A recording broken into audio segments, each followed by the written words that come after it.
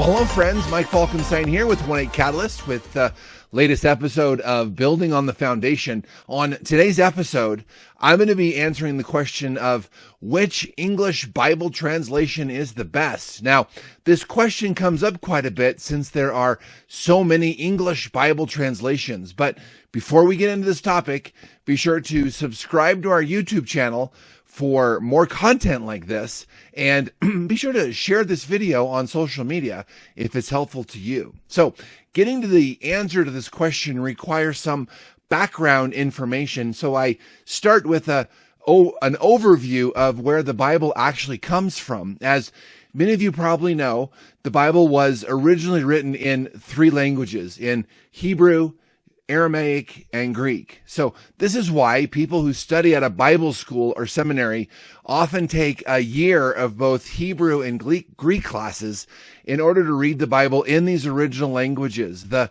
Bible in any other language is a translation into that language, and this includes English. It is interesting to think that there was a time that the English language did not have the Bible translated into English. Because there was a need to translate the Bible from the original languages into English, we must talk a little bit about the grammar and sentence structure in different languages, which are different from one language to the next. The example I often give for this is, when we translate from Chinese to English.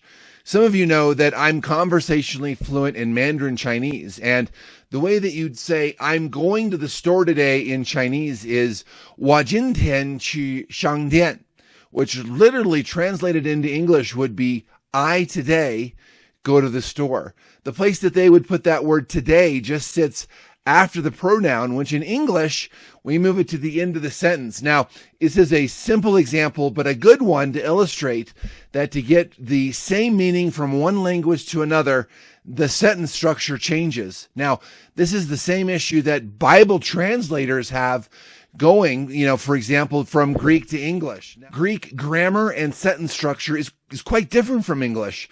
So if they would translate each word directly from the Greek to the English, literally, it would be impossible for us to read it in English. So to compensate for that, there is a wide spectrum of approaches that can be taken when doing Bible translation into English. On the more literal side, we see an approach called either formal equivalency or sometimes called word-for-word translation. On the far other side of the spectrum is an approach often called dynamic equivalency or thought-for-thought translation. So this is the side where they take each sentence and do a bit of a summary of what the meaning is, and that does actually make it the easiest to read.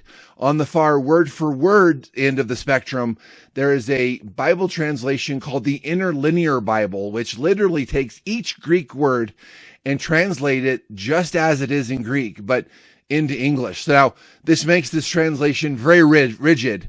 A very good and readable word-for-word translation on this side is the New American Standard, also called the NASB, and just next to that on the spectrum are both the King James Bible and the English Standard Version called the ESV, which is the version that I use for preaching and teaching.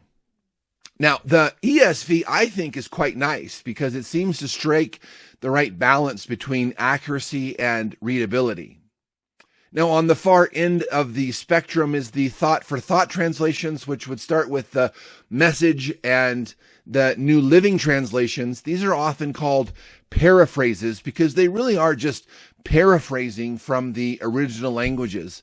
As we go kind of down this spectrum, we see the New International Version, often called the NIV, is closer to the center of this spectrum, and it's also a very good English translation. Now, one important note here, any of the translations on this spectrum, from the New Living side of the spectrum to the NASB on the other side, and everything in between, really would be considered good translations that you can trust. Now, one key reason that I can say that is that any of these modern translations, as they were being translated, there was a team of people that were working on this translation. For the ESV, for example, a team of over 100 leading Bible scholars were assembled, sweating over every detail and every word to make sure they were really getting each word translated correctly.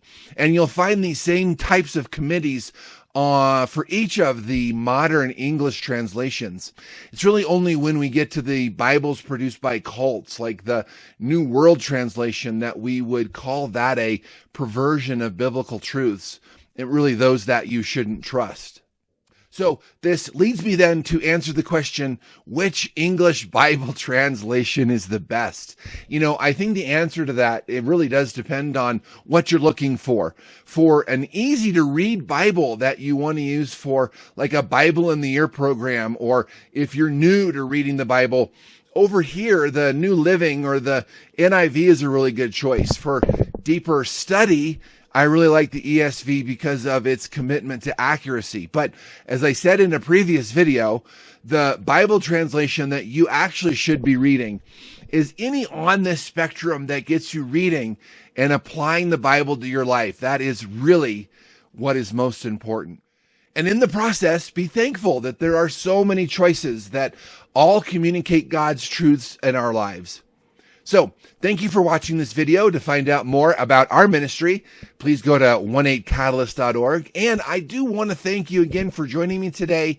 And I will look forward to seeing you here for the next episode of Building on the Foundation. Grace and peace to you, and bye for now.